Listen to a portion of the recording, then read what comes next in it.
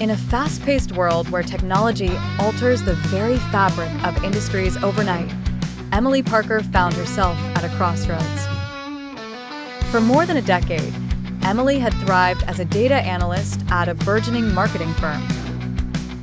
Her expertise wasn't just in crunching numbers, it was in weaving narratives from datasets, stories that would guide strategic business decisions. One day, the firm announced they were bringing in a new artificial intelligence system. The goal? To augment the analytics team, the management said, a tool to boost efficiency. Privately, Emily had her doubts, but she believed it prudent to adapt with evolving times.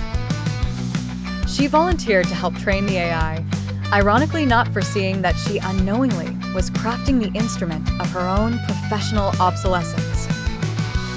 Diligently, Emily fed the AI thousands of datasets she had worked on. She meticulously repeated the process she had honed over years, filtering, cleansing, analyzing, and deriving insights.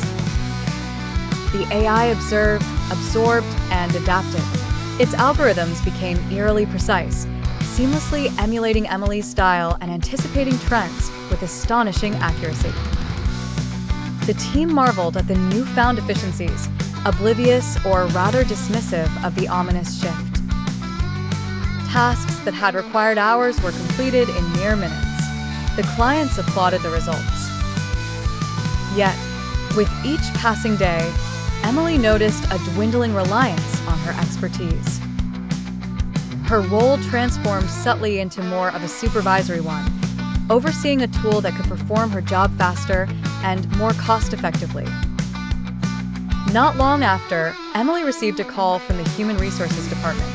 The firm had decided to downsize and let go of several analysts, citing the AI's exceptional performance. Emily's heart sank, but as she walked out of the building for the last time, she carried a sense of ironic pride.